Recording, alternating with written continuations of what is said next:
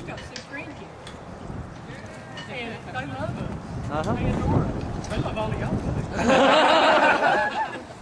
And they want the best for us, as I know your families want the best for you. And I think we need to let everybody know what we want. It's just basic fairness. I think most people in the United States are good, decent people that believe in fairness. And it's up to us to let them know that our rights are not the same as theirs. We don't want increase.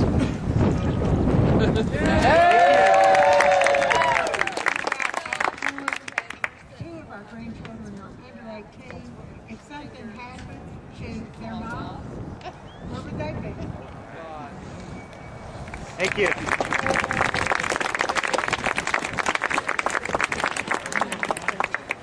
I'm kind of new to Arkansas. I've only lived here about 2 years, and I pretty much was a very active person in Orlando, Florida, and I could never, ever get this many people together, especially at a last-minute notice. The flag that they're holding here was a section of a 1-mile-long flag at the 25th anniversary of Stonewall in New York City, and as it was well mentioned, this will be our 40th anniversary. I called them to ask them if I could have a section of this flag to put on the Gay Pride Parade in Orlando, Florida in 2000. And as I was going around to individual groups, my first stop was, of course, the Orlando Democratic Club. I heard probably the most heartbreaking story in my life, and it goes to show that it's not just, especially for some of us that are single, it's not just marriage rights, it's individual rights. There was a couple that had been together for many, many years. Both of them had served in the military with high-ranking military honors. Their last wish in the wills that each were to be cremated, and that when both partners died, their ashes were to be commingled and buried together. The military had no problem doing this. But in the state of Florida, your blood had to sign off to be cremated. And because his family, the first that passed away, was homophobic, his last wish was ignored and this man was buried and not cremated. So I just want to remind everybody that it's not just the equality of us that when we come together, it's the equality of us as an individual as well.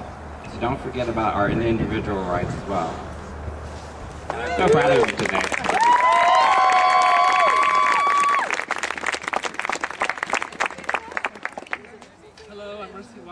My partner and I moved here 8 years ago from Colorado, and we had the good fortune to move to Colorado immediately after Amendment 2 was passed, taking away equal rights for gays and lesbians in that state. And it really energized the community. It brought people together, and they fought and they did repeal Act 2. So I was so excited when we were in Arkansas and the same-sex marriage ban passed, and there was deafening silence. The reason that Act 1 passed is because we didn't speak out when the same-sex marriage ban was passed in 2004. And if you believe that things happen in threes, there's been the same-sex marriage ban, there's been Act 1, but let's make the third one a repeal of all these hate crimes, these hate legislation. Let's make it positive, not negative, and let's work together. Look around you and look at the people that aren't here. Look how many African Americans are not here. Look how many Latinos are not here. Look how many young and old are not here. And let's reach out and let's make a real big community. Let's make all of Arkansas our ally and not our enemy. Way to go.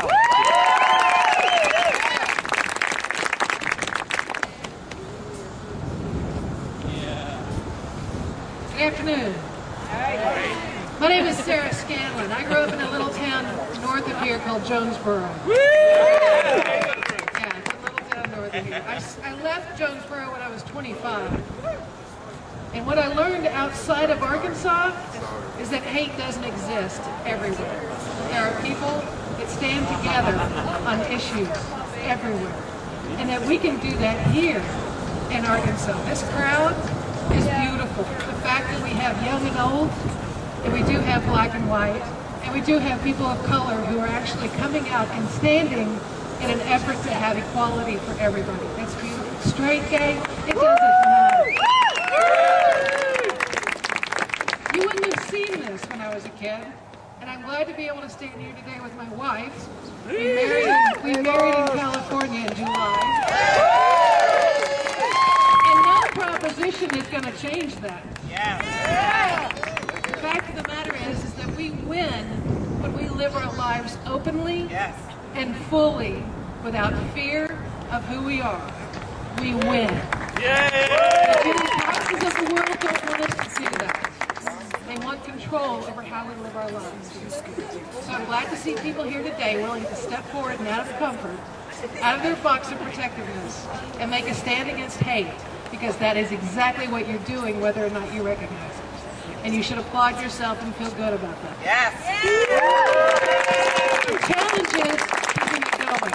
And as we leave today, we remember that it's not just about today, it's about every day. And we have to talk about what happens in the future. And if in fact we do and want to be successful, we are successful in the future, that means we work together. There's a sign-up sheet that's going around. If you could sign up on that sign-up sheet, that would be great. We'd love to make sure that everybody is kept together, and we will begin working on repealing Act 1, on changing the way so that we are called a state that gives a horrible amendment to the country. I've gotten a call from South Carolina because that's the work that I do. I work in the political realm. I just returned from California where I worked on AIDS. I worked on asking people to vote no on AIDS. I heard some amazing, beautiful stories. I saw some amazing and beautiful things. You're not alone in this. When AIDS began rolling across California, after the amendment got enough signatures to get onto the ballot, signs and people started showing up in their blue and yellow, saying yes on AIDS all over the state.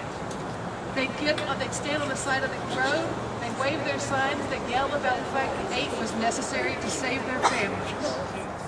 And every once in a while, all over the state, you'd hear stories about people who actually stopped what they were doing. They pulled the car over, they grabbed a piece of paper out of their car, they wrote on it, "Stop AIDS," and they stood beside the people saying yes, and simply saying no. That happened all over the state. My job was working in Orange County, the most Republican, the most conservative county in California. My job was to mobilize and organize for Election Day. And all over that county, and I'll tell you, one of every 300 people live in Orange County. That's how big the county is, that's how dense the county is. And before Election Day rolled around, we had 1,000 volunteers that came out of the woodwork in the last 5 days of the campaign. 1,000 volunteers who stood at the polling locations all over Orange County and said, "Please vote no on AIDS." They stepped out of their comfort zones and did what they needed to do. Now we weren't completely successful, but we helped build an organization that's still in existence. The Equality Coalition of Orange County is now moving and working and building and making a place for themselves in the world, and a place that is really not the happiest place that they say it is. But they're building for themselves a future. And that's what we can do in Arkansas. We can build for ourselves a future that's full of equality. It doesn't matter what color you are. It doesn't matter who you love. But that you have 2 arms, 2 legs, you have blood pumping through your veins. That means that you have the same rights. Not the 2 arms and 2 legs, but the blood pumping through your veins. Thank you for coming out. It makes my heart feel good.